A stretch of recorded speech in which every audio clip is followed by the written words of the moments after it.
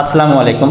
আপনারা কেমন আছেন? আমি আপনাদের দোয়ায় এবং আল্লাহ পাকের অশেষ রহমতে আলহামদুলিল্লাহ অনেক ভালো আছি।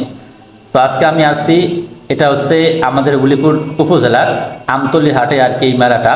এটা সাধারণত চিংড়ি মানুষের মেলায় বলে খ্যাতি। যেমন এই মেলার মধ্যে ছেলে মানুষ যদি আসে 10টা, মেয়ে মানুষ আসে আর কি 50টা।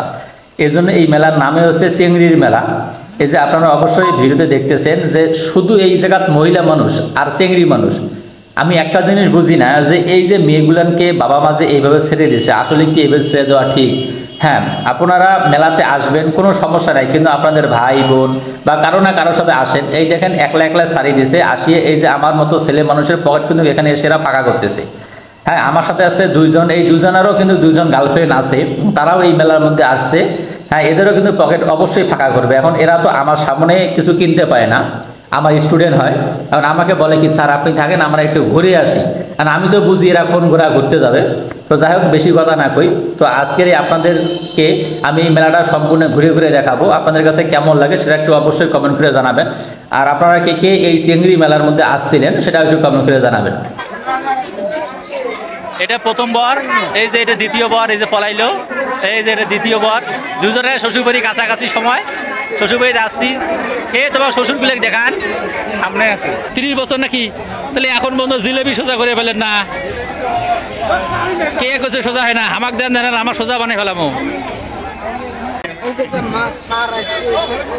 যাও, এর সাথে যাও। ভালো যাও।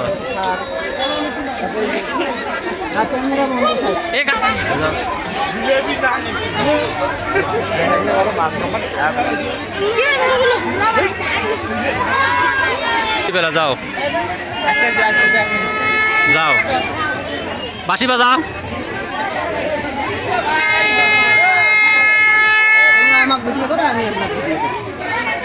দেখাচ্ছি তো, পছন্দ হয়।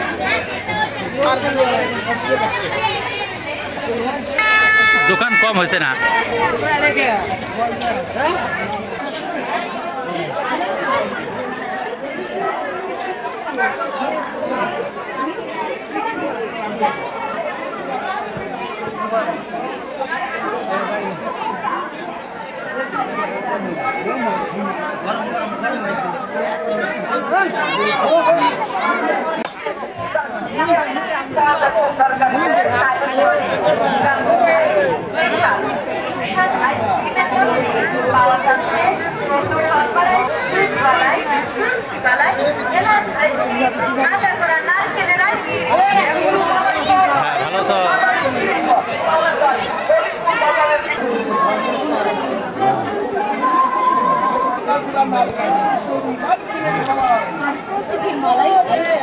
এটা আমার ভালো ফসল